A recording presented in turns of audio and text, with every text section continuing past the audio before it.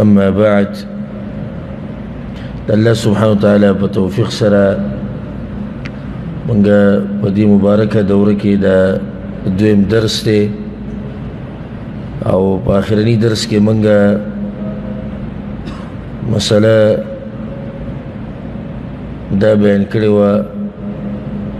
چې د حج او د عمرې څه فضیلت دی.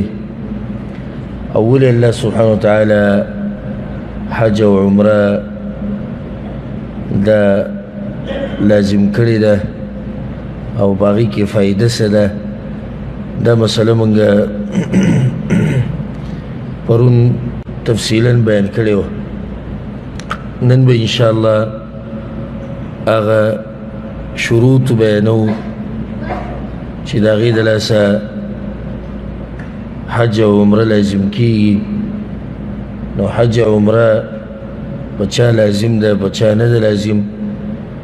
او دغه شان د میقات مسله او په میقات کې څه کول غواړي او څه نه، او داسې بعض نور اهم مسائل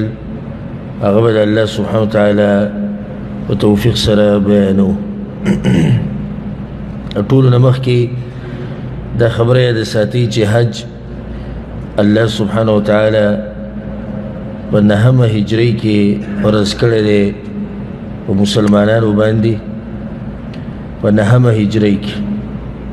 او د هغې نه مخکې حج فرض نه و په مسلمانانو باندې،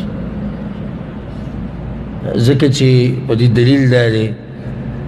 کوم آیتونو کې چې الله سبحانه وتعالی دا خبره کړې ده ولله علی الناس حج البیت، چې خلک به حج کوي او دا لازم دی په دوی باندې، نو دا آیتونه هم په دغه کال کې نازل شوي او د دې نه مخکې حج لازم نه و. او بله دا چې مشرکینو مسلمانان د عمرې نه منع کړي وو، نو کیدای شي چې د حج نه یې منع کړي. بله خبره دا ده چې د مکې د فتح کولو نه مخکې مکه چې ده د کافرانو سره وه. نو کله چې مکه فتح کړی شو د مسلمانانو لاسته راغله، د هغې نه بعد حج چې دی هغه لازم شوی دی په مسلمانانو باندې. خو که دلته څوک دا سوال وکړي چې حج په نهم کال لازم شوی دی په مسلمانانو باندې او رسول صلی الله علیه وسلم په لسم کال کې کړی، او تاسو دا خبره کوئ چې حج چې کله لازم شي نو بیا به په تادۍ سره کې، نو څنګه رسول صلی الله علیه وسلم دا حج لیټ کړی دی یو کال یا دی بل کال ته؟ نو جواب د هغې دا دی چې حج خو لازم شوی په نهمه هجرۍ کې دی،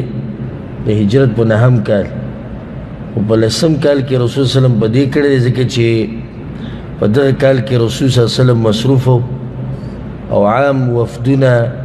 او قومونه دا خلک په رسول صلی الله علیه وسلم پسې راتلو، د هغه نه مسلې زده کولې، او ځکه دغه کال ته د نهم کال ته عام الوفود هم ویلی کېږي، د وفدونو کال. نو رسول صلی الله علیه وسلم مصروف او د هغه مسلمانانو سره کم چې راغلي وو د دې دپاره چې دین یې زده کړي. دویمه خبره دا وه چې نهم کال کې کیدای شي چې رسول صلی الله علیه وسلم حج له لاړ شي او هلته مشرکان هم حج له راشي، او رسول صلی الله علیه وسلم دا غوښته چې کله زه حج له لاړ شم نو چې صرف مسلمانان یې هلته، نو ځکه ابوبکر صدیق رضی الله عنه او علي بن ابي طالب رضی الله عنه دا دواړه ولیږل چې تاسو لاړ شئ حج به وکئ او دا اعلان به وکئ چې د دې کال نه بعد به مشرکان حج نه کوي او نه به نږدې کېږي حرم ته. او بله ده که څوک هم راځي عمرې له او حج له نو هغه به طواف په داسې حال کې نه کوي چې لغړي، ځکه چې د مکې د مشرکانو دا عادتو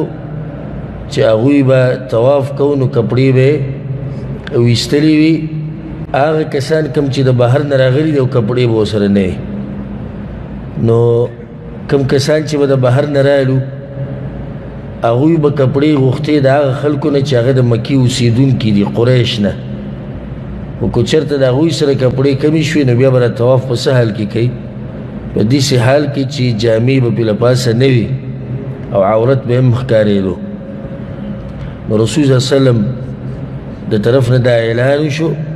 چې څوک کوم طواف کوي د الله د کور نو په داسې حال کې نشي کولی چې عورت یې ښکاري. رسول صلی الله علیه وسلم یو حج کړی دی د فرض کېدو نه بعد او هغه دغه 10 هجرۍ کې او د هغې نه بعد رسول صلی الله علیه وسلم وفات شوی. او را به شي انشاءالله پر روان درسونو کې چې رسول صلی الله علیه وسلم ځای په ځای په دې حج کې دا خبره کړې ده خذوا عني مناسککم لعلی لا القاکم بعد عامی هذا. زما نه د حج طریقه یې زده کړئ کیدای شي دې کال نه بعد زه تاسو سره میلاو نه شم. بعض روایتونو کې راځي چې لعلی لا اراکم کیدای شي دې کال نه بعد تاسو ویله نه. او بعض روایتونو کې داسې راځي چې لعلی لا احج بعد عامی هذا نو کیدای شي چې دې کال نه بعد زه بل حج ونه کړم. نو رسول وسلم چې څنګه واپس راغی تقریبا 2 میاشتې بعد رسول صلی الله علیه وسلم وفات شوی. په 11 هجرۍ کې رسول وسلم وفات شوی او میاشت څه وه؟ میاشت ربیع الاول وه او تاریخ یې څه ویمو؟ 12 ربیع الاول 12 تاریخ رسول وسلم دې دنیا نه تللی. ناولنۍ مسله خو دا واضحه شوه چې حج کله لازم شوی. د هغې نه بعد بله مسله حج او عمره دا په کال کې یو پیر واجب دي په مسلمان باندې. واجب کېدو شروط انشاءالله هغه بیانومه خو دې ځای کې دا خبره یاده ساتئ چې واجب دي په عمر کې یو پیر په ټول عمر کې حج او عمره د یو پیر واجب دي. اگر که دې کې د بعضو علماو اختلاف شته خو صحیح خبره دا ده دلایلو په رڼا کې او په هغې باندې یو څو دلایل دي. اولنی دلیل دا د عایشه رضی الله عنها روایت ته امام ابن ماجه رحمه الله راوړی وی ما رسول صلی الله علیه وسلم ته یا رسول الله علی النساء جهاد آیا په ښځو باندې جهاد شتي؟ وی رسول صلی الله علیه وسلم چې نعم او په هغو باندې جهاد شتي. علیهن جهاد لا قتال فيه خو د هغوی په دې جهاد کې جنګ نشتی. الحج والعمره حج او عمره نو دې ځای ګور د عمرې دا ټکی ورسره ویلی او علیهن مطلب یعنې په هغو باندې لازم دی دا جهاد حج او عمره. دې نه ثابته شو چې حج او عمره د دواړه واجب دي څنګه چې حج واجب دي چې عمره هم واجبه ده. په روایت کې دا راځي د جبریل مشهور حدیث دی او دا په ډېرو کتابونو کې راغلی الفاظ یې بدل دي. نو په یو روایت کې داسې راغلی امام ابن خزیمه رحمه الله راوړی چې کله جبریل علیه السلام تپوس وکړو د رسول صلی الله علیه وسلم نه د اسلام په باره کې نو جواب بیا دا ورکړو چې اسلام دې ته وایي چې ته ګواهي وکړې د توحید او د رسول صلی الله علیه وسلم د پیغمبرۍ او د مانځه پابندي به کې او زکات به ورکې وتحج البيت وتعتمر او حج بکې د الله د کور وتعتمر او عمره بکې. نو په دې ځای کې اوس هم د عمرې دا ټکی راغلی. د دې نه ثابته شوي چې حج او عمره دواړه واجب دي. یو روایت کې دا راځي چې امام ابو داود امام نسائی راوړی دغه وی عن الصبي ابن معبد دی وی چې كنت عربيا نصرانيا زه به بانډه کې به اوسېدم بانډچي ومه او نصرانی ومه. اسلامي قبول کو بیا راغی په عمر بن الخطاب رضی الله عنه بس هغه په هغه وخت کې خلیفه و او دا خبره ورته وکړه چې انی اسلمت ما اسلام قبول کړی وانی وجدت الحج والعمرة مکتوبین علی فاهللت بهما او ما دا خبره ومونده او په دې خبره باندې پوه شوم چې حج او عمره په ما باندې واجب دي نو ما دواړه وکړو. عمر بن خطاب ورته هدیت لسنة نبیک صلی الله علیه وسلم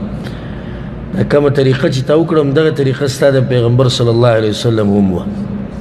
نو دین هم دا واضح شوه چې حج او عمره څه دي؟ واجب دي. او څو پیر واجب دي؟ یو پیر واجب دي په ټول عمر کې. امام بخاری رحمه الله په صحیح بخاری کې باب تړلی په دې عنوان باب وجوب العمره وفضلها، باب بیان د دې کې چې عمره سره واجبه ده. او بیا پکې د عبدالله بن عمر رضی الله عنهما قول راوړی چې لیس احد الا وعليه حجة وعمره، هر مسلمان باندې حج او عمره دا لازم دي. دغه شان عبدالله بن عباس رضی الله عنهما هم دا قول له چې حج او عمره دا په هر مسلمان باندې واجب دي. خدیجه کې بل مسله چې بچا باندې حج لازم شي او عمره به لازم شي واجب شي او شروط پکې پوره شي، شروط بیانو ان شاء الله، نو بیا یې لیټ کولی نه شي او دې دله سبب ګناهګاري. وجه دا ده چې دې کال له پتا باندې حج لازم شو او ستا طاقت شتي او دې کال له ته نه کې او بل کال ته دې پرېښو، نو د بل کال څه پته لګي چې هغه بیا ستا ژوند کې راځي او که نه به راځي. نو صحیح خبره ده چې حج واجب شي نو بیا به علی الفور کې تاخیر پکې نه دی جایز. الله په قرآن کې ولله علی الناس حج البیت من استطاع الیه سبیلا، چې د چا طاقت رسي دی به حج لځي. بله خبره دلته دا ده چې امام احمد بن حنبل رحمه الله، امام ابو داود، امام ابن ماجه دا روایت راوړی دی، رسول الله صلی الله علیه وسلم من اراد الحج فلیتعجل، څوک چې د حج کولو اراده لري فلیتعجل نو تعدید یې وکړي. او پرون ما تاسو ته روایت بیان کو کوم چې امام احمد، امام ابن ماجه راوړی دی چې رسول الله وایي فانه قد یمرض المریض، کیدای شي چې دا کس شي بیمار شي، وتضل الضاله، او دم کیدای شي چې سورلی ته ورکه شي، وتعرض الحاجه، او سبل څه حاجت پیدا شي، نو دا حج به پاتې شي. نو حج چې باندې لازم شو دا بیا علی الفور کې. دې کې دا خبره یاد ساتئ چې د حج خو 3 میاشتې دي او د هغې تفصیل انشاءالله روان دی، هغه به بیانو. شوال، ذوالقعده او بله کومه ذوالحجه، د هغې د اولنۍ 10 ورځې. خو د عوامو یو مسله مشهوره کړې ده او لازم به ده چې ته مولانا اورېدلي، عوام هسې مسله نه مشهوروي چې چا په دې میاشتو کې عمره وکړه نو حج پې واجب شو. دا مسله چې دا اورېدلې که نه، عامه مسله دغه چلي. اوس یو سړی د رمضان نه بعد لاړو او د شوال په میاشت کې عمره وکړه، وی په ده باندې حج چې دغه څه شو لازم شو. دا غلطه خبره، ځکه چې انما الاعمال بالنیات، اعمالو در مدار په نیتونو باندې دی. یو سړی دی هغه عمره وکړه او د حج اراده یې نشتي، نو په ده باندې حج نه لازمیږي، واپس به راشي او عمره یې وشوه. خو دا خبره بې دلیله ده چې په ده باندې حج چې دی هغه لازم شو. نو حج په عمر کې یو پیر لازم دی. پرون موږ سره حدیث تیر شو، امام ابو داود رحمه الله راوړی، رسول صلی الله علیه وسلم فمن زاد فهو تطوع، او چې د دې نه زیاتې نو هغه به صحیح، هغه به نفلي شمارلی کېږي. علما رحمهم الله د حج د واجب کېدو دپاره شروط بیان کړي، او چې چا کې د شروط وي نو په ده باندې حج لازم دی، او دا اهمه مسله ده. او د الله په توفیق سره دا خبره کومه چې د دې مسلو داسې وضاحت د تاسو بل ځای کې نشي میلاویلی. موږ حتی اوسه کوشش کوو چې مسله ښه واضحه کړو. بله خبره دلته دا ده اهمه چې په خپله الحمدلله حجونه عمرې ما کړي دي، نو کوم عالم چې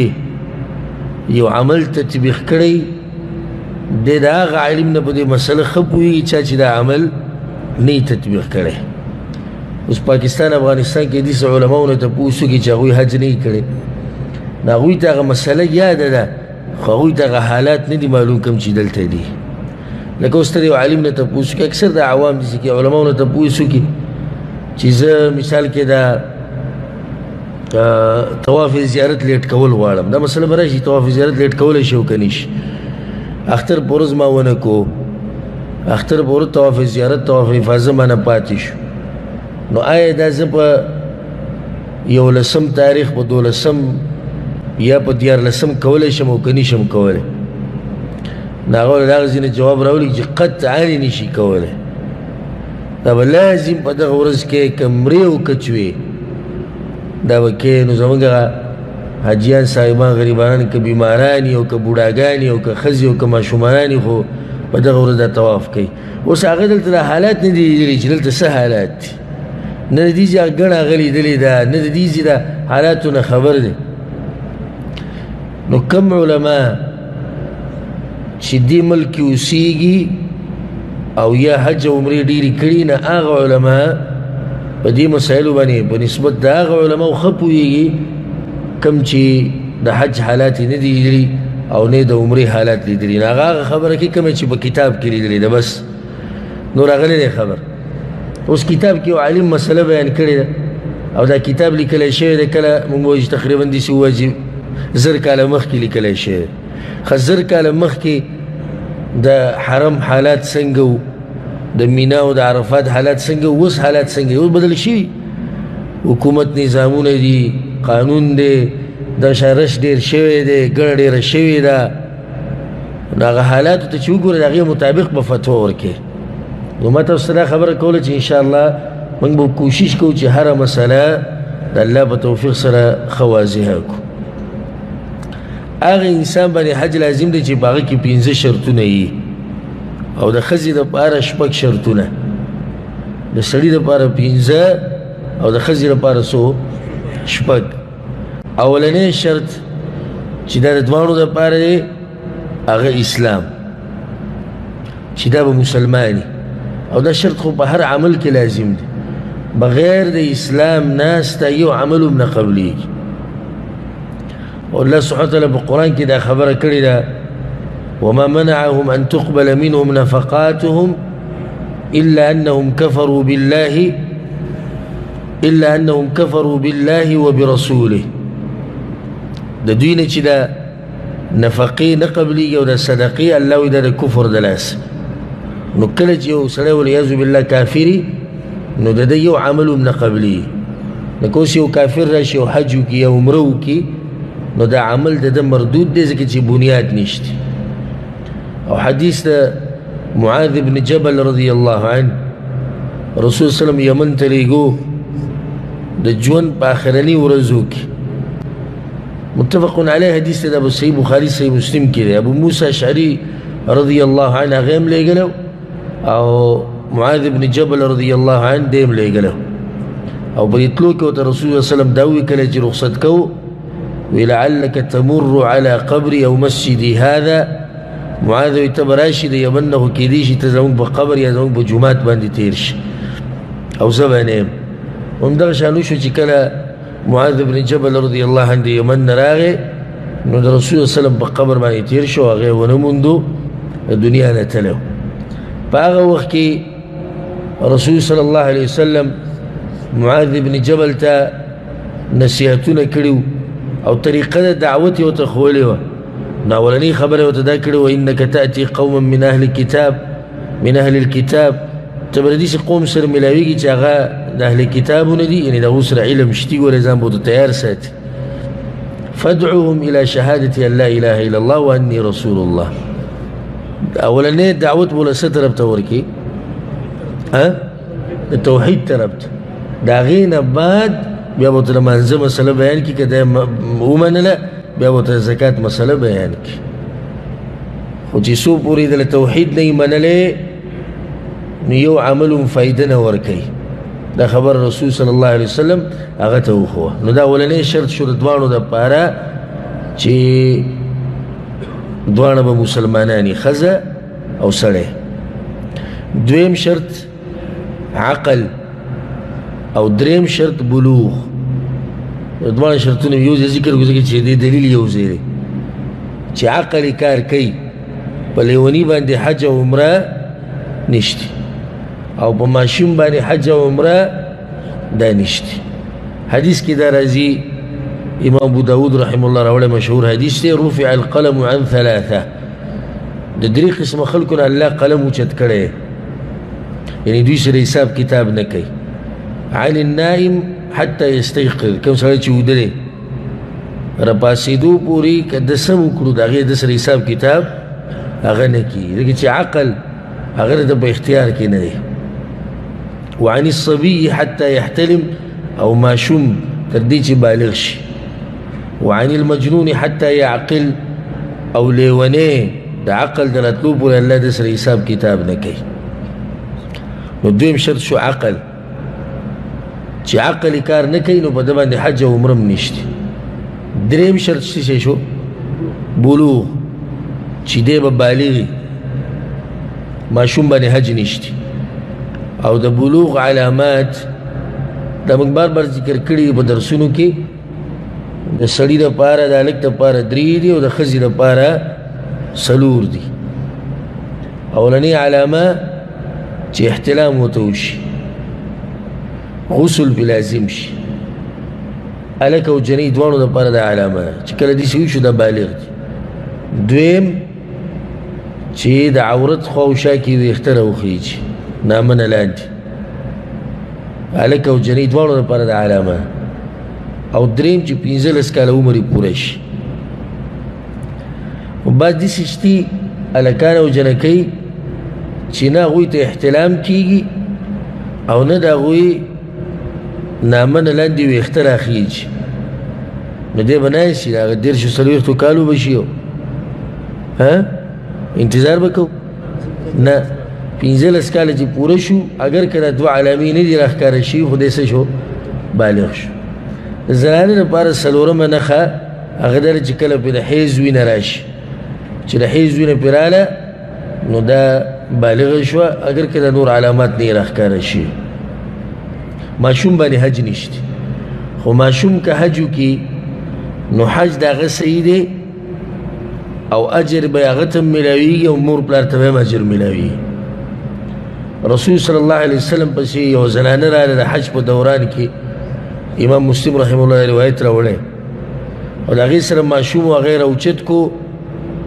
رسول صلی ته داسې ونیو یا رسول الله الی هذا حج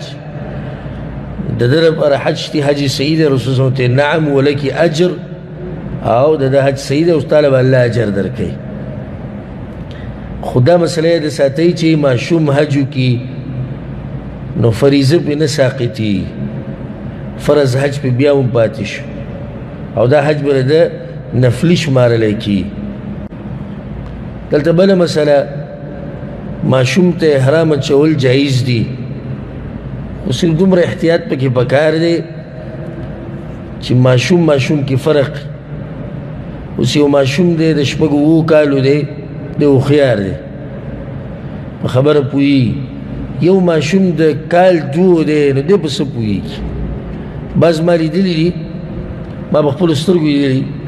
چې د میاشت 2 میاشتو ماشوم ته احرام اچولی نو ماشوم هم په عذاب کې او ځان هم ستړی کړي صرف دې دپاره چې خلکو ته بیا ووایو چې او دم حج کړی او دم عمره کړې ده نو د اول نه دې خبرو ته سوچ پکار دی هکه ماشوم هوښیاري تنګول نه کوي نو بیا صحیح ده ځکه چې دی به تا سره حج کوي طواف به کوي صفا مروه جمرات به ولي دا ټول عبادات چې ته کوې دا به دی هم کوي نو چې بیا دې وروسته تنګوي نو د هغې نه ښه دا ده چې احرام ورته وانهچې او بعض موسمونه هم داسې لکه مثلا د حج موسم شو ګڼه ډېره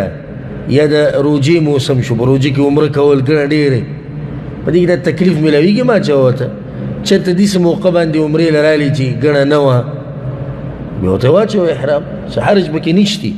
خو دومره ده چې د عبادت به پوره کوي نو ماشوم دی بیا به وروسته که نشي کولی نه تا به هم تنګوي او په خپل هم تنګ شو دا مسله یې د ساتئ دلته د څو شرطونه شو 3 4م شرط هغه حریت دی چې دا سړی به ازادي مري او وینځه باندې حج دا نشته وجه دا ده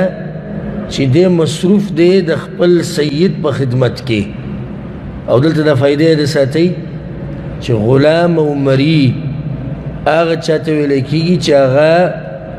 د کفارو نه په جنګ کې راوستی شوی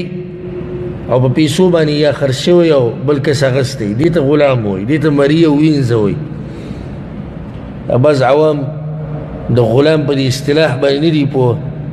نو که ته له چا سره مزدوري کوې نو د ده سره څه دی؟ غلام دی. دا جي وایي موږ غلامان یو. چا ویلي چې موږ غلامان یو؟ خو ازاد یو الحمدلله. بعض په دې کې خطا کېږي د کور کې چې کومه نوکره کار کوي نو دې ته وینځه وایي. نو وایي چې د هغه دا مطلب چې د دې به هم هغه شان مسئلې څنګه چې د وینځي نه، په دې کې او په خادمه کې فرق دی. کور کې چې کار کوي او صفایي کوي او پخلی کوي نو هغه په ایجار باندې، په پیسو باندې، په تنخواه باندې د هغې سره اتفاق شوی دی. هغه څه داسې نه دی چې تا په جنګ کې راوستی دی یا دې په پیسو باندې اخیستی دی. نو دا مسله یاده ساتئ چې په دې کې څه ته خطا نه شي. او ځان ته د دې نسبت مه کوئ چې موږ غلامان یو. یو لګیا وي یو کمره کې ناست وم، یو مفتي صاحب پکې و، مفتي صاحب د کورنۍ مفتي، او د خبرو وار یې چاله نه ورکوه، نمبر یې چاله نه ورکوه، لګیا و کړله کړله کړله کړله کړله کړله. او بس په دې منځ کې دا فتوا هم راواچوله چې دلته سعودي کې چې کوم خلک اوسېږي نو په دوی باندې مسافر په دوی باندې جمعې مونځ نشتي. نو په دې نورو خبرو کې خو ته ما څه نه وي، ځکه چې ما جاهل له جاهل سره به څه خبرې کوي، نو دې کې مې راټینګ کړو. ما ګوره دا خبره ته ډېره غټه کوې، داسې نه چې ډډې ولګوو مونځ را باندې نه مونځ نشته په موږ باندې جمعې. څه وجه؟ موږ غلامان یو، په غلامانو باندې جمعې مونځ نشته. ما دا خبره دې برابر وکړه چې په غلام باندې جمعې مونځ نشته. دا خبره یې صحیح ده. و خبره دا چې الحمدلله زه غلام نه یم، غلام ته نو خپله خبره کوه. ازاد سړی چې د ځان ته غلام وایي، د غلام ژوند خو د ذلت ژوندي. د ده مال، دا غلام چې مړ شي که نه، د ده مال د ده بچو ته نه پاتې کېږي، مال چا ته پاتې کېږي؟ مالک ته پاتې کېږي. او دی وایي زه غلام یم، بغیر د هغه د اجازه نه دی څه نشي کولی. حج پې دغه دی نشته، جمعې مونځ پې نشته، او دوی موږ غلامان یو. نو ما دا خبره دې صحیح ده چې په غلام باندې حج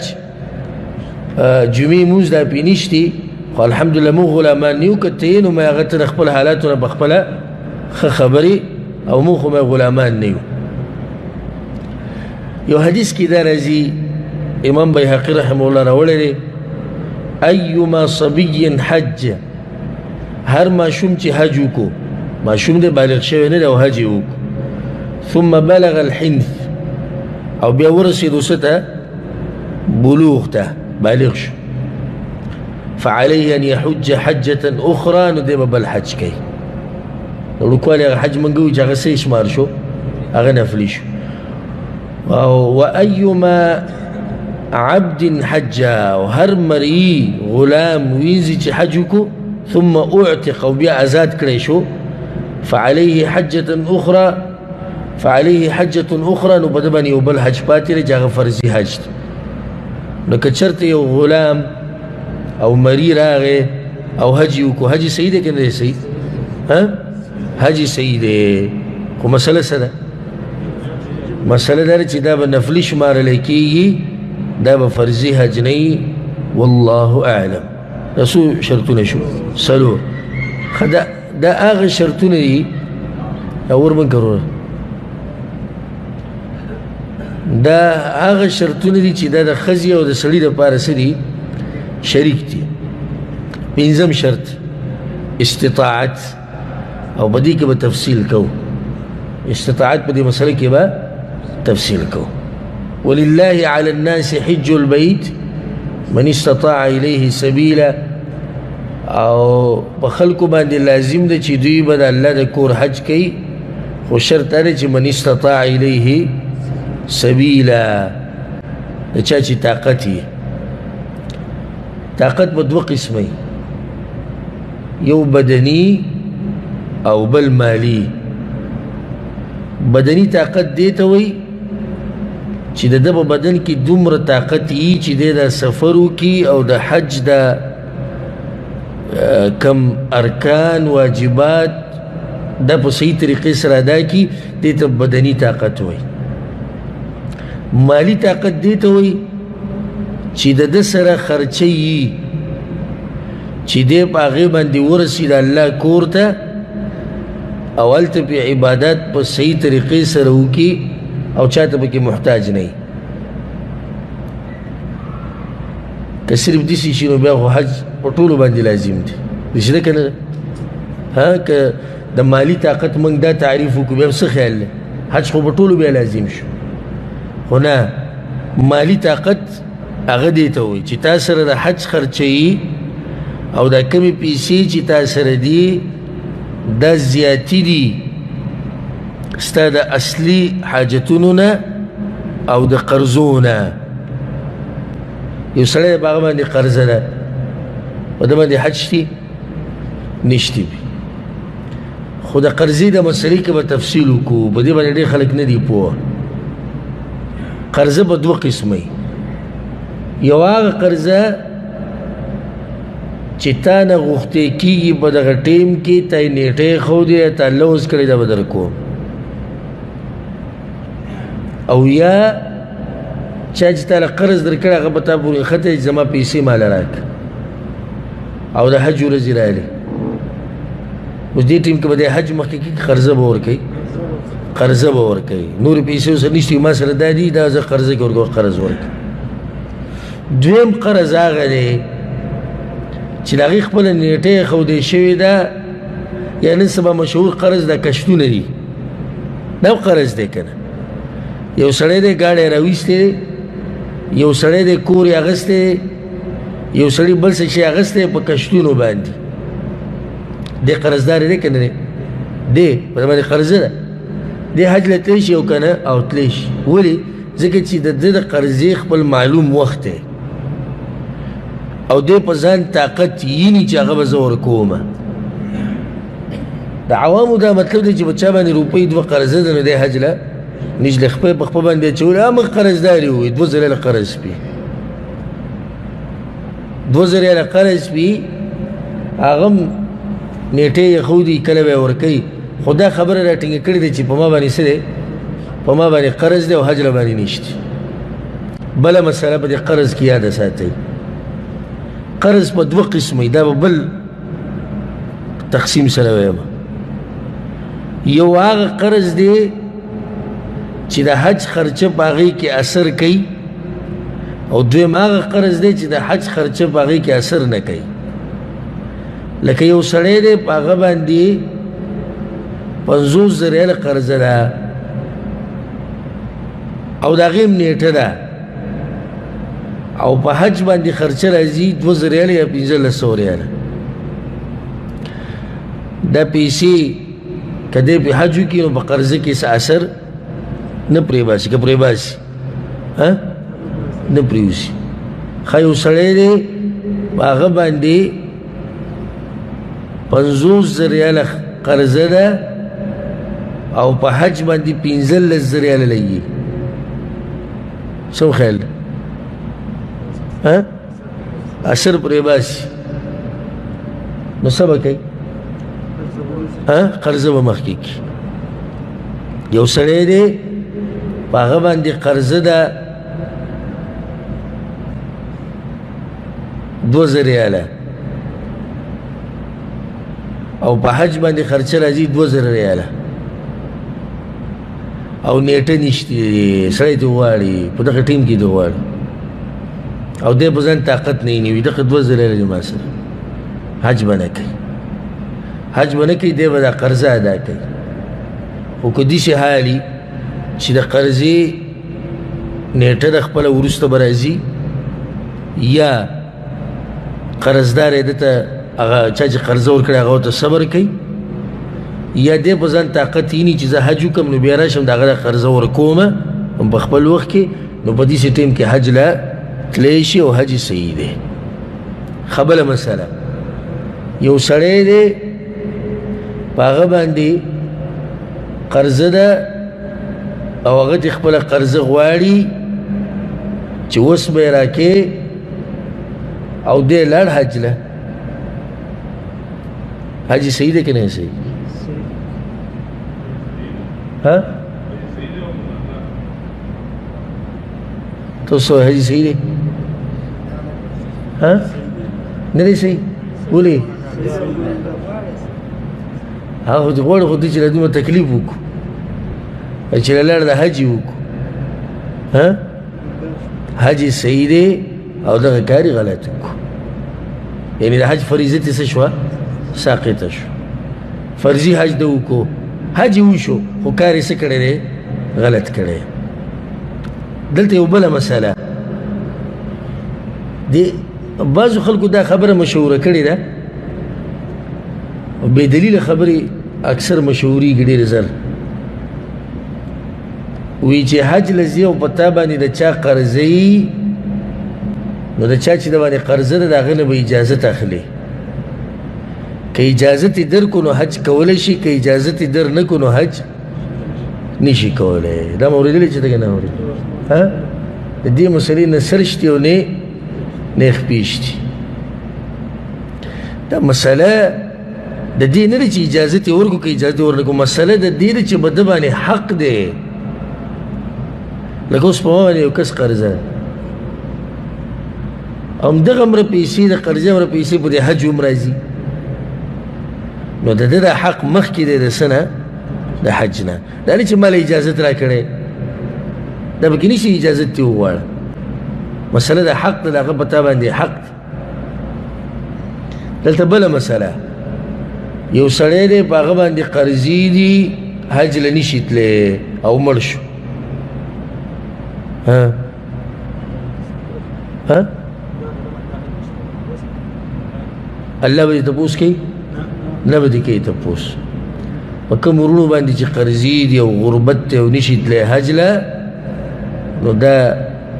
د سوچ او د فکر خبره نه ده الله تعالی تپوس نه کوي دغه مبارک الله درنه تپوس نه کوي په ضعیف روایتونو کې ډېر شی روایات دي بعض علما لکه امام شوکاني امام الباني وایي دا ضعیف چې ټول جمع کې حسن ته جوړېږي په هغې کې رسول الله سلم نه تپوس شوی چې یا رسول الله استطاعت څه ته وایي نو رسول سلم تفسیر کړی دی وایي استطاعت الزاد والراحله توخه او څه شی سورلي توخه او سورلي نو چې توخه او سورلي سره وي دې ته طاقت وایي ښه دلته بله مسله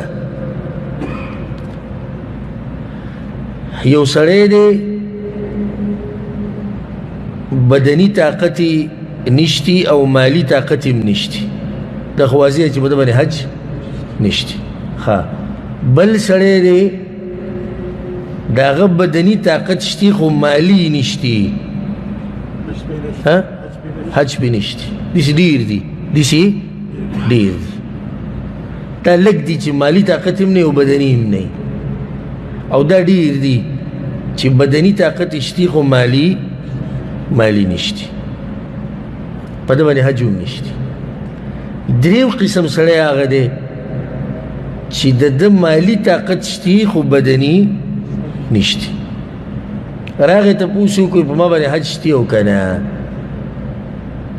څه جواب بول ورکوو ډایرکټ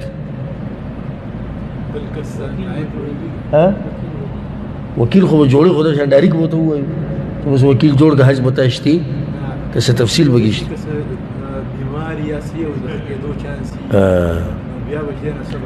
دا یې جواب دی تپوس به ترې وکړو ستا دا کومه کمزورتیا چې ده او بدني طاقت ستا نشتی نو دا وختي طور ده که د همیشه دپاره وی نه ما یو اپریشن کړی دی او ډاکټران وایي چې ستا په ښه کېدو کې به 2 میاشتې لګي ستا په ښه کېدو کې به 2 میاشتې لګي په ده باندې د حج دې پیرله پې نشتي او نه نایب جوړولی شي نایب جوړولی شي نشي ښه بل سړی دی بیمار دی والعیاذ بالله الله دې موږ ساتي داسې بیماریانو نه موږ چې د کینسر بیمار دی یا ګردې دواړه ختمېږي یا عمر ډیر زیات شوی دی طاقت ختم شوی دی وی ما سره پیسې شتي که بدن مې ښه وی تلم حج له نو په ده باندې شتي او که نه نو جواب دا دی چې په ده باندې شتي دی به یو کس وټاکي نایب او هغه له به خرچه ورکړي هغه به د ده طرف نه حج وکړي په حج کې د نیابت دا مسایل به انشاءالله پر روان درسونو کې راځي خو دا مسله یې د ساتئ چې دا خبره کمزوري ده چې د سړي د طرف نه به لازم سړی حج کوي او د ښځې د طرف نه به ښځه کوي دا کمزوري خبره اوس یو سړی دی بوډا دی مالی طاقت شتي بدني نشتي لور د دې طرف نه حج کولی شي که نشي کولی کولی شي نو بیا د دې په عکس باندې یوه ښځه بیماره ده مال ورسره شتي خو بدن نشتي نو سړی د دې طرف نه حج کولی شي بله مسله په مسله کې مسله ذهن ته راځي دا خبر هم کمزوري ده چې کم سړی حج نشي کولی بدني طاقت یې نه او دی یو نایب ګرځي د ځان دپاره نو دا به لازم د هغه علاقې د کمې علاقې چې دی لکه اوس یو سړی پاکستان کې دی او حج نشي کولی د بدن د لاسه په مال یې کولی شي خو بدن یې کمزوری دی نو دی به یو کس نایب کوي چې هغه به د کوم ځي هغه به د پاکستان دا بې دلیله خبره یو سړی دی د سعودي عرب دی د بل ملک ته دوله پیسې ورکړي نو حج ولا کولی شي والله اعلم خو په دې کې دا شرط دی چې اول به ځان له حج کړی اول به ځان هر څوک چې حج بدل کوي د بل چا دپاره نو بای کې دا شرط دی چې د ځان دپاره به حج هغه کړی خو په دې یو دلیل دی یو سړی دا هم ویلی شي تاسو خو هغه نه خو یو سړی ماته دا ویلی شي چې تا دا دومره تفصیل وکړو چې مالي شتې او بدني نشته او بدني شته او مالي په دې څه دلیل دی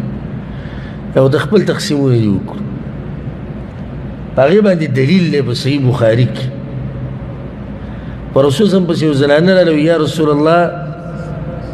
إن فريضة الله على عباده في الحج أدركت أبي شيخا كبيرا دا حج دا فریضه زما په پلار باندې لازم شوی ده او هغه بوډا سړی دی لا يثبت على الراحله په سورلۍ باندې نشي کېناستی په ده سره اوس کوم طاقت نشته بدني طاقت یې نشته بوډا دی افاحج عن یا رسول الله هغه طرف نه حج کولی شم رسول ته نعم کولی شي څو شرطونه شو پنځه ښه شپږم شرط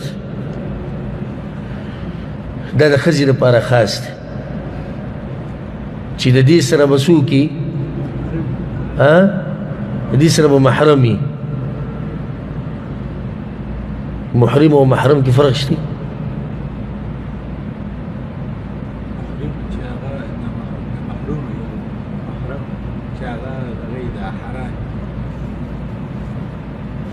تاسو نه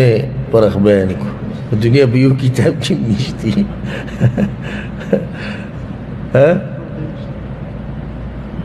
ها صحیح ده دغه خو محرم شو ته وی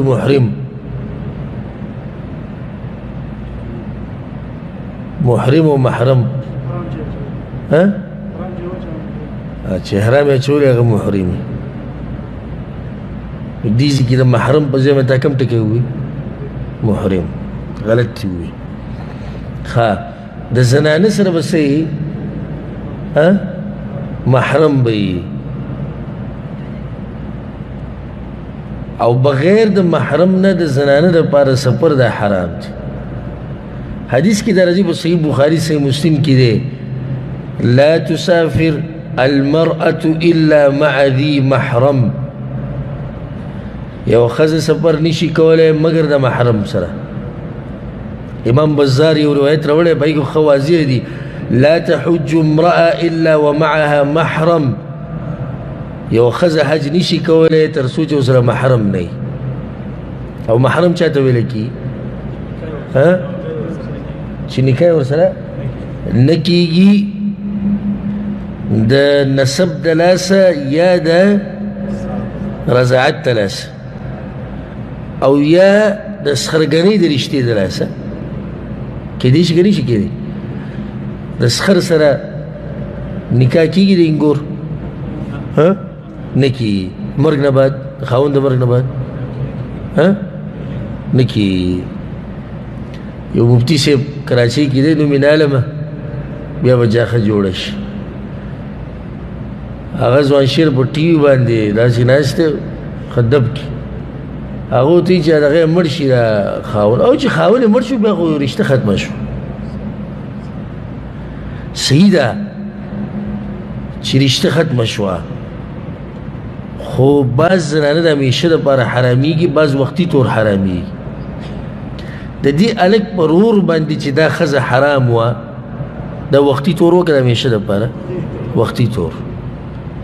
رور بیا د دې سره نکاح کولی شي د دې خاوند رور د خپل رور د مرګ نه بعد نکاح کولی شي خو سخر باندې دا جنۍ همیشه دپاره حرامه ښه چې کله موږ دا ووایي چې محرم دې ته وایي نو د خور خاوند محرم دی د ښځې د خور خاوند نه دی محرم د دې لپاره ذکر کوم چې اکثر خلک داسې کوي وایي دا زما ښځه وایي را روانه ده حج له ورسره یې خور ده او د هغې سره خاوند شتي که نه د هغې سره خاوند شتي موږ هغه خاوند د دې محرم نه دی ښه دغه شان د ترور خاوند سوچ کیه ترور خاوند د پلار په ځای دی دا تاني مسله بیان کړه ولې محرم نه دی وختي طور دی وختي طور دی ترور او خرزه ترور او رویره دا نشي جمع کولی خو که یو پکې مړه شوه د بلې سره نکاح کولی شي که نه شي کولی شي ښه دلته دا مسله دا خو پکې بلکل چې غالبا خلک پکې پراته دي دا یاد ساتئ ستا رور ستا د ښځې لپاره محرم نه دی ستا رور ستا د ښځې لپاره محرم نه اوی زما رور ورسره راځي که نشي راتلی مشر رور وی راځي مشر نه که هر یو وي نشي راتلی ورسره دا ښځه د هغه سره سفر نشي کولی بیا دلته دا خبره یاد ساتئ چې په محرم کې دا شرط دی چې دی به عاقلي او بالغ به وي ولې ځکه چې دا محرم دا شرط دې لپاره لګېدلی چې د دې ښځې حفاظت وشي نو چې اوس د دې ښځې سره د دې رور راځي حج له یا عمرې له هغه لیونی دی حفاظت به وکړي نشي یا ورسره یو ورور دی د 8 کالو یا د 9 کالو هغه حفاظت نشي کولی دا مسله د شریعت مسله ده ځکه چې بعض دا وایي زر وی نه د جدي په ایرپورټ کې زه ولاړ یم که نه کوم ځای کې زه ولاړ یم د جدي په ایرپورټ کې د ایرپورټ نه ایرپورټ ته ګوره موږ ورته وایو دا خبرې مه کوه الله ته ولې په علم کې دا خبره نه وه چې داسې وخت به وي جهازونه به ایرپورټ نه به ایرپورټ ته رسي و د الله په علم کې که نه وه نو بیا ولې دا مسله هغه ټایم کې نه واضحه کوله بله ده د دې ایرپورټ نه ایرپورټه پورې په جهاز کې هم ډېر غټ قصه کېدی شي که دا جهاز خراب شي او په بل ایرپورټ باندې کوشي او هلته ورځ دوه ولاړي 4-5 ګنټې ولاړي ستا دې ښځې به څو خیال ساتي یا په دې جهاز کې ولې فتنه نشي جوړېدی یوازې ده هر قسمه فتنه جوړېدی شي نو شریعت چې څه خبره هم کوي دا زما او ستا د عزت دپاره کوي زما او ستا د حفاظت دپاره کوي بلکې زما او ستا خیر دلته یو بله مسله بعض علما خو دا وایي چې ښځې دپاره مطلق سفر حرام دی بغیر د محرم نه که دا بوډۍ ده او که دا ځوانه ده خو امام احمد بن حنبل رحمه الله یو روایت دی چې باید کې هغه فرق کړی دی د بوډۍ او د ځوانې په منځ کې چا دې تپوس وکړو وسئل عن امرأة عجوز كبيرة ليس لها محرم. امام سیبو یو ښځه ده بوډۍ ده مشره ده محرم نشتی ووجدت قوما صالحین او نیکان خلق تی حج لروان دي دا ورسره تللی شي او کنه. امام احمد بن حنبل رحمه الله ول جواب ورکو وی کدا چې ته په خپل سورلی ته خطې شي او کوزیدې شي او د سړو ورسره لاس نه لګي نو بیا تللی شي. او چې داسې ښځې چې سړي ورسره لاس لګوي یعنې دومره طاقت یې نشتي دا خو بیا محظور دی سړي ورسره لاس لګوي. ښه دا فرق ولې راغی؟ دا فرق د دې دلاسه راغی چې الله په سورة النور کې دا خبره ذکر کوي والقواعد من النساء او هغه زنانه چې ناستې بوډۍ دي نه واده ته زړه کېږي او نه د چا هغوی ته زړه کېږي لکه دوی دا برقه نقاب دا استعمال نه کړي نو په دې کې څه حرج نشته. نو انشاءالله والعلم عند الله زما خو په ځانې په دې زړه مطمئن دی او نور هر عالم سره خپل دلایل که چاته صحیح نه ښکاري دا به د هغه خپل تحقیقي خو زما په دې باندې زړه مطمئن دی چې بوډۍ او ځوانه کې فرق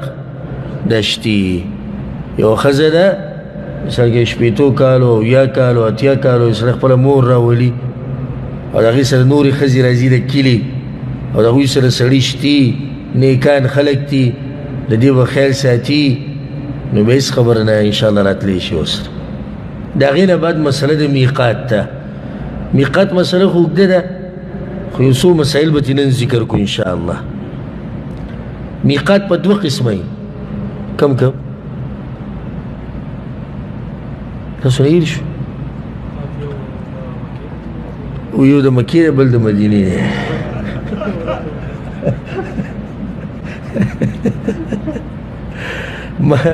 ما د مشکات په درس کې د مواقیتو څه مسله بیان کړې وه که نه وه؟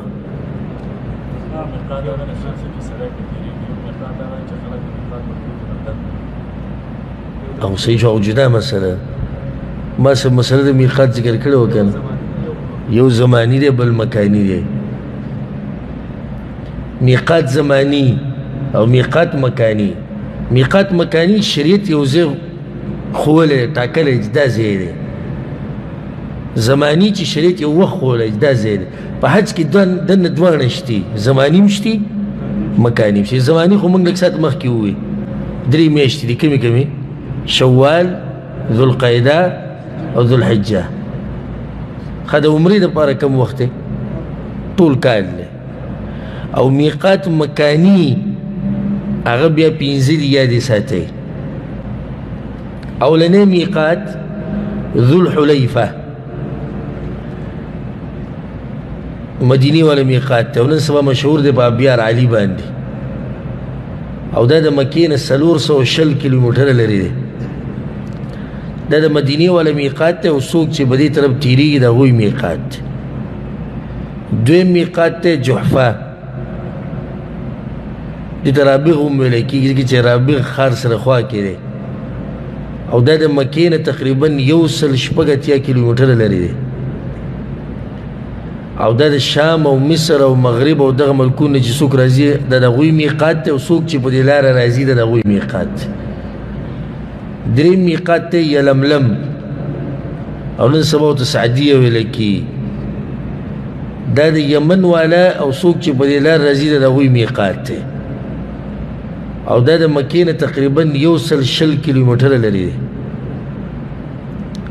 څلورم میقات ته قرن المنازل نن سبا ورته السیل الکبیر ویلی کېږي. دا موږ چې پرې تېرېږو دا میقات د اهل نجد او د طایف والا او څوک چې په دې لار باندې ځي او دا تقریبا 15 کیلومتره د مکې نه لرې دی. پنځم میقات ذات عرق نن سبا ورته ضریبه ویلی کېږي او بل نور نومونه یې شته او دا د مکې نه 100 کیلومتره لرې دی او دا د مشرق د طرف نه چې څوک راځي عراق او ایران او دغه طرفونه چې کوم خلک راځي دا د هغوی میقات دی او څوک چې په دې لار تېرېږي د هغوی میقات دی. نږدې میقات کوم یو د ټولو کې؟ قرن المنازل. السیل الکبیر چې ورته وایي په دې پسې بیا کم یو دی ذات عرق دا 100 کیلومتر بیا کم یو دی یلملم بیا کم یو دی جحفا او بیا ذو الحلیفه مدینی دا میقات مدینی وردا ټول نه لري 400 کیلومتر دی خدا میقاتونه رسول الله سلام خولی دی ګوره شریعت خولی عبدالله بن عباس رضی اللہ عنہ روایت تے صحیح بخاری صحیح مسلم کی وقت النبي صلى الله عليه وسلم لأهل المدينة ذا الحليفة ولأهل الشام الجحفة ولأهل نجد قرن المنازل ولأهل اليمن يلملم أتو رسول يخودي بدا خبره هن لهن دا ميقاتنا دغال قول نباري ولمن أتى عليهن من غير أهلهن او څوک چې بدی میقاتون راځي او دغه علاقونی د غوی میقات ممن اراد الحج والعمره خو چې د حج او د عمره ارادي ومن كان دون ذلك او څوک چې د میقاتون نه دن دي حرم او د میقات په منځ کې دي فمن حيث انشا کم ځکه چې د قزینه به احرام اچي حتى اهل مکه من مکه مکه ولا کم ځکه احرام اچي مکه کې باچي یو څو مسلې د احرام سره تعلق ساتي د میقات سره دا به ذکر کو اولنی مسله یو سړی دی حج لروان دی او یا عمره لروان دی او په میقات باندې تیر شو په میقات باندې تیر شو لکه دا خو زمانه میقات ټلیفون یې وکړو تا چې مفتي صاحب ته څه ته خو دم دا نه وایي چې زه په دې مسله نه پوهېږم نو ما څه دومره نشته ورته به څه خو به وایې که نه ځکه چې هلته به کېدای شي دا مو وایي چې دی دومره غټ مولا ځان ته وایي دومره غټه ګیره ده ته مسله نه معلومه څه به ورته وایې دغه جواب یې دی صحیح دا د جواب یو حصه ده بل څه به ورته وایي صاحب بیا ورته واپس دا د جواب یو حصه ده دی جواب دی پورا جواب دوی حصې دي وروره عمره دې شروع کړې ده او حج دې شروع کړی که نه یو شروع کړی مې بس بیا په تا باندې دم دی بیا په تا باندې څه دی دم دی وی نه شروع مې لا نه ده کړې بس واپس راشه چې شروع دې نه ده کړې واپس راشه او د میقات نه احرام وتړه بیا بله مسله د دې ذکر کوم فایده که دې دغه میقات ته رانه شي دا کوم باندې چې تېر شوی ده او بل له لاړ شي کار به وشي وبه شي کار ولې ولې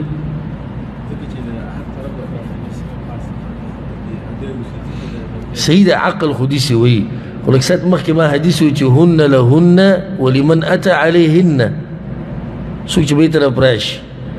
مقصد دا دی چې دې حج او عمرې له ننوځي چې د دې ځایونو د عزت خیال وساتي او د یو میقات نه احرام واچي دا مقصد دی نو صحیح خبره ده اگر که د بعضو علماو دا فتوا ده چې دی به لازم هغه میقات ته راځي به کوم چې تېر شوی دی نو صحیح خبره به دی والعلم عند الله که دی بل میقات ته واپس شي او احرام واچي نو احرام یې څه دی هغه صحیح دی دم چې کوم دی دغه کې د دم او د قرباني د مسایل دي ته لا وخت شتي سبا بل سبا درس کې به راشي انشاءالله دا دم چې دی دا به دی د مکې په غریبانانو باندې یو ګډ تقسیموي د مکې په غریب خپله به ترې ظلم نه خوري دا نه چې ګډ دې راوستی او تیکې میکې دې جوړې کړي دلته ورته داسې ملګري به راولي چې ځه په یو غشي باندې څو ښکاره وشو دوه ملګرو ته به وایي چې پروګرام مې وکړو او هلته به پکې دمه قسم ختمه شي نو دغه نه کېږي بله مسله دا خو ما لږ ساعت مخکې ذکر کړه یو سړی د دغه علاقې نه دی لکه یو سړی د مدینې نه دی د بلې علاقې نه راغی خو د مدینې په میقات تېر شو نو دی هم د دغه ځینه به احرام اچوي ځکه بعض عوام دا وایي چې لکه اوس ریاض والا دی ریاض والا میقات کم یو دی قرن المنازل دی او دی لاړ مدینې ته مدینې نه راځي مکې ته او د حج د عمرې اراده ده نو ذهن کې دی چې زه به لازم خپل میقات له ځمه نه په دې باندې چې تېرېږي دغه ځای کې به حرام واچي. بله مسله دا هم ذکر شو مخکې چې څوک د میقات او د حرم په منځ کې نو د ده میقات هم دغه ځای دی کوم ځای کې چې دی کوم ځای کې چې دی اوسي لکه جدې والا شرایع والا او دا علاقې جدې والا دا د میقات او د څه په منځ کې دی حرم دغه ځای کوم میقات دی ها یلملم یلملم میقات دی دغه طرف ته پاکستان نه اسرائیل راځي په کوم میقات راځي پاکستان او افغانستان ها یلملم راغلی چې یلملم میقات پاکستان او افغانستان نه چې راځي او په جاز کې هغو با ټیم کې نو دوم په دغه میقات باندې تېرېږي. هلته بله مسله یو سړی دی هغه په داسې لار را روان دی چې میقات پې د سره شتي نه په داسې لار سړی راتلی شي که نه شي راتلی کیدی شي داسې کیدی شي که نه شي کیدی یو داسې لارې چې هغه مثال کې د میقات ته اخوا پاتې کېږي او هغه طرف ته تله ګران دي. نو عمر بن خطاب رضی الله عنه چې کله دا مسله راغله نو هغه وی فانظروا حذوها من طریقکم ته رواني میقات ستا په ښی لاس راځي په دې ښی دغه علاقه کې راځي نو اندازه ولګوه چې کوم ځای کې میقات برابرېږي کوم ځای کې میقات برابرېږي بس هماغه ځای کې احرام واچوه. بله مسله د جاز مسله یو سړی په جاز کې دی نو دی به احرام څنګه اچوي دوه طریقې دي یا په جاز کې دننه او یا په هغې ایرپورټ کې د کوم باندې چې راځي خو جاز کې دننه اچول مشکل په دې دي چې ټول خلک راپاسي د احرام بدلولو لپاره او هلته دومره سهولت نه وي. اوس یو سړی دی لکه پېښور د ایرپورټ نه راځي نو احرام دې په کوم ځای کې واچوي پېښور په ایرپورټ کې به واچوي. بیا چې کله دا جاز تېرېږي په میقات باندې له پاسه نو جاز والا ښه باقاعده اعلان کوي چې موږ ګورې لس منټه بعد په میقات تېرېږو اوس موږ راورسېدو اوس موږ واوړي په دغه ټیم کې به تلبیه ووي او په عبادت کې به ورننوځي او هغه څه چې پې حرامېږي هغه به د پېښور نه حرام شوي دغه تلبیه چې دی په دې میقات تېر شو دغه ځینې پې حرام شو. دلته بله مسله یو سړی جدې ته لاړو او زړه کې رالو چې حج کومه یا عمره کومه نو موږ به دنه تپوس کوو جدې ته تلونکی دا په دوه قسمه دی یو جدې ته تو او په زړه کې بلکل نه وه چې زه حج کوم یا عمره کوم خو څه کار و په جده کې د په ذهن کې رالو چې زه حج کوم یا عمره کوم نو اوس موږ ته وایي چې ته په کوم ځای کې دغه ځای کې به احرام اچي ځکه چې رسول صلی من کان دون ذلک څوک چې د میقات نه دی اوس د میقات نه اخوا دی او دغه ځای نه اراده وکړه که یو سړی دی زړه کې دا دي چې زه به د خپل کار وکړم او بیا به څه لزم بیا به عمرې لزم او دی دلته په میقات باندې تیر شو او لاړ جدې ته او احرام یې واچو جدې نه او لاړ عمره یې وکړه صحیح ده صحیح نه ده ځکه چې د اراده شتي څنګه صحیح ده اراده شتي او احرام یې جدې نه واچو صحیح نه دی نو په ده باندې دم دی په ده باندې څه دی دم دی خو زه څه وکړم که دغې نه مخکې تپوس وکړو زموږ نه نو موږ ورته وایو چې نږدې چې کوم میقات دی هغې ته لاړ شي. اهمه مسله خصوصا هغه غرونو او خویندو ته کوم چې د بهر ملکونو نه راځي پاکستان او افغانستان نه د هغوی ذهن کې دا وي چې د ډېرو پکې چې دا جده زموږ میقات دی هلته به احرام واچو نه جده ګوره صرف د جدې والو میقات دی جده د جدې والو میقات ته یا د هغه کس ته چې جدې ته لاړ شه کار دپاره او هلته یې په زړه کې عمرې او د حج اراده راغله د هغوی دپاره میقات دی د بل چا دپاره میقات نه دی. بله مسله چې دا د میقات سره تعلق ساتي یو سړی دی په میقات باندې تیر شو احرام یې نه دی اچولی او اراده د حج او د عمرې شتي دی به څه کوي دا اهمه مسله ده نو دی به دوه داسې قسمه مسله به دوه قسمو ده دا مسله به دوه قسمه ده اولنۍ او دې ته غوږ کولو کې چې ښه به پوه شي یو سړی دی کله چې په میقات باندې تېرېدو تلبیه ووي او هغه حج غوره کو کوم چې کول غواړي خو احرام یې نه دی اچولی دی اوس په حج کې ورننوت که نه یې ورننوت خو کار یې دا کړی دی چې احرام په حالت کې یو کار منلی او د کړی دی او هغه ګنډلی شوي جامې د اغوستې دي مکې ته چې ورسېدو هلته احرام بدل کو احرام یې واچو او لاړ حج عمره وکړه نو په ده باندې دي فدیة الاذا فدیة الاذا دا انشاءالله سباني درس کې تاسو واورئ چې احرام کې چې کوم کارونه منع دي په بعضو باندې فدیة الاذا دی چې ویې کې یو کار پکې دا دی چې ګنډلی شوي جامې به د احرام په حالات کې نه استعمالوي او دی استعمال کړي د احرام په حالات کې دی په احرام کې دی ځکه چې هلته د میقات ته خوانې تلبیه ووي نو فدیة الاذا څه ده ښه تفصیل به سبا کوو خو صرف لنډه اشاره څه ده فدیة الاذا څه ته وایي